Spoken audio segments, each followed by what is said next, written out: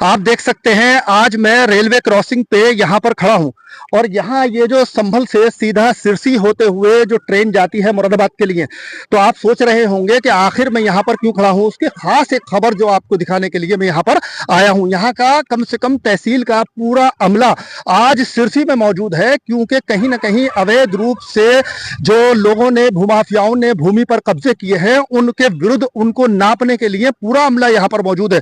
और अगर मैं नजर पड़वाऊं तो मेरे पीछे आप देख सकते हैं, ये यहाँ पर पीछे सिंघा तालाब के नाम से जो भराव यहाँ पर हो रहा है, लगातार यहाँ पर जेसीबी से डंपरों से लगातार यहाँ पर जो है भराव हो रहा है। चूंकि ये कम से कम इस जिस पे मैं ये खड़ा हूँ ये एक पुल है जो सिरसी रेलवे स्टेशन के नजदीक है और यहीं पर ही नीचे जो 20 फुट गहराई हो सकती है यहाँ पर मेरे अनुमान के अनुसार, तो यहाँ पर लगातार भराव हो रहा है। सिरसी वासी लगातार ये प्रयास कर रहे हैं और कोशिश कर रहे हैं कि अगर बरसात का पानी यहाँ से होता हुआ अगर यहाँ नहीं जाएगा और ये सब जितना भी भराव है यहाँ पर लोग जो है बिल्डिंगें खड़ी कर लेंगे, तो ऐसे में उनके बरसात का पानी नहीं निकल पाएगा। कहीं ना कहीं सिरसी और आसपास के 113 गांव जो इसकी चपेट में आते हैं वो जलमग्न हो जाएंगे, तो बड़ी समस्या प्रशासन के लिए उत्पन्न हो जाएगी।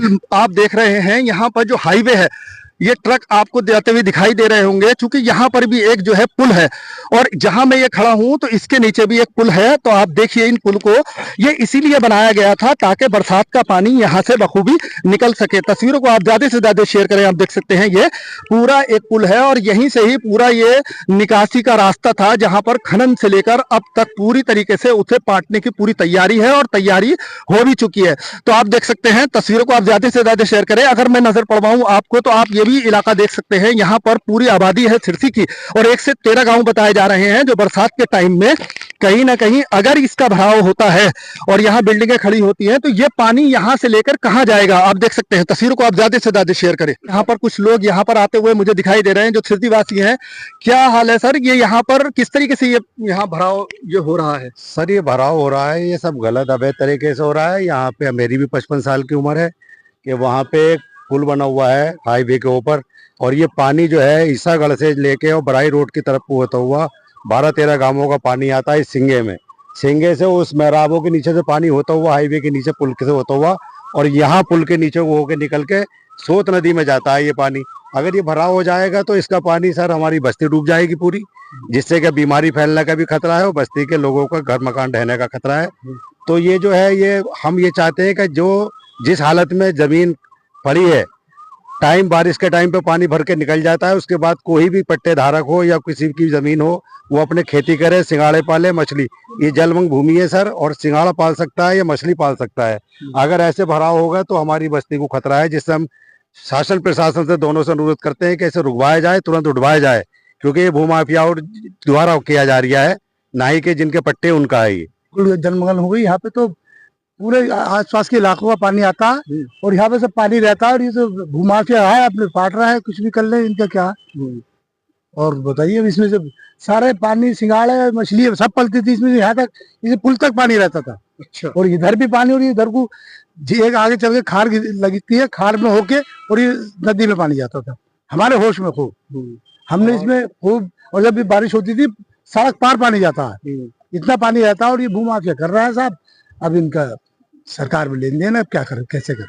सर एक चीज और आपको बताना चाहता हूँ, अब से 15-20 दिन पहले हमने एसडीएम साहब को भी अपना लिखित रूप में दिया है 15 मेंबरों ने और चेयरमैन ने, लेकिन हमारी कोई अभी तक सुनवाई नहीं हो रही।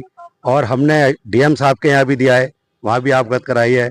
और तहसीलदार साहब के पास हम गए तो तहसीलदार साहब बोले भाई मैं किसी का भराव नहीं रोक सकता, लेकिन हम ये चाहते हैं कि सर ये भराव हो जाएगा तो हमारा पानी कहाँ जाएगा। हमारा कस्बा इतना पुराना कस्बा है, अंग्रेजी दौर से पहले के ये पुल बने हुए हैं, ये पुलों का मकसद क्या रह गया? फिर पुल बंद करा दीजिए, इससे तो सबको डुबा दीजिए। ये तो गलत हो रहा है हमारे साथ, कस्बे के साथ। और एक नीचे आप जाओगे तो नीचे रेलवे लाइन का इसका ही जो पुल बना हुआ था लोहे वाला पहले अंग्रेजी दौर का, वो ये भी टूटा हुआ पड़ा है, नीचे देख सकते हैं ये दोबारा टूट के बना है पुल। अगर पानी की निकासी बंद हो जाती है तो ये पुल का कोई मकसद नहीं है, क्योंकि अगर ये भरा हो जाएगा, ये भूमाफिया ऊंचा करके पाटेंगे तो इधर का बस्ती का कस्बे का पानी बस्ती में तो जाएगा, बाकी कहीं निकासी बंद हो जाएगी। हम ये चाहते हैं कि ऐसे ही निकल जाना चाहिए पानी, बस आपसे और सरकार से हमारी यही अनुरोध है। देख सकते हैं कुछ लोग और यहाँ पर मौजूद हैं, क्या कहना चाहेंगे सर जिस तरीके से यहाँ पर भराव हो रहा है?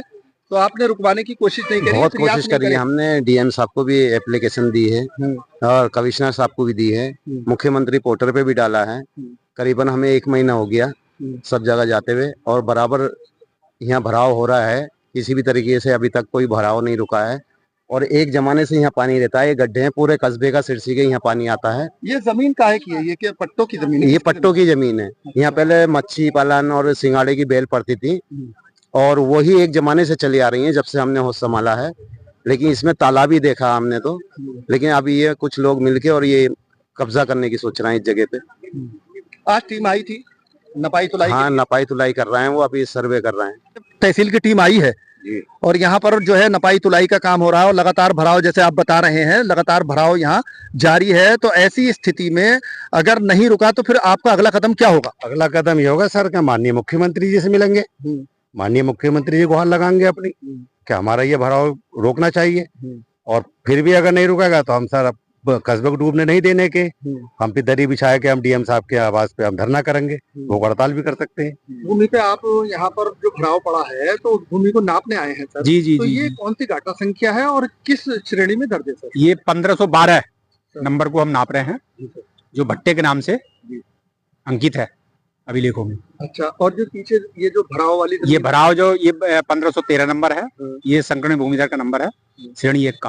अच्छा, तो ये मतलब इस पर जो भराव हो रहा है वो सरकारी भूमि नहीं है? मतलब सरकारी भूमि किसानों नहीं की है। भूमि है। जी जी जी अच्छा, किसानों को भी मतलब सही तरीके से जो है ये भराव जी जी यहाँ पर डल रहा है। जी जी। तो जो कुछ लोग आपत्ति कर रहे थे कि ये भूमि जो है वो जो है हाँ, उसको मौके पे गड्ढा समझकर या तालाब समझकर जो है, ऐसे बहुत जगह हैं जो निजी तालाब हैं, उनको जो है उनका वो कंफ्यूज होते हैं कि ये तालाब है साहब, सरकारी भूमि होगी।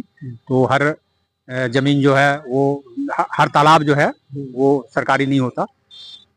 तो इसीलिए जो है लोग बाग कंफ्यूज है कि ये हो सकता है सरकारी जमीन हो। क्या नाम है सर? चंद्रपाल सिंह, क्या है तेरे? राजस्व निरीक्षक। क्या नाम है तुम्हारा? महेंद्र, महेंद्र भाई, कहाँ रहते हैं? सिरसी। तो ये जो भराव पड़ रहा है आपके पीछे, ये किसकी जमीन है ये? जी हमारी है, अच्छा, क्या घाटा भूमिधरी संख्या है है। इसकी? 15 से 13। अच्छा, ये आपके पिताजी की है, किसकी है? जी, भूमिधरी है ये। भूमिधरी है, जी। यानी कि इस पे आप जो है वो फसल वगैरह बोते थे। जी जी। अब आपने बेच दी क्या? नहीं बेची नहीं। तो अब ये भराव हो रहा है, तो अब ये क्या? जी, हमारा फसल डूब जाती थी, इस हमारे भराव डरवा रहे हैं। अच्छा, बहुत करोगे- लोग इसमें अब करोगे खेती? खेती करेंगे आज।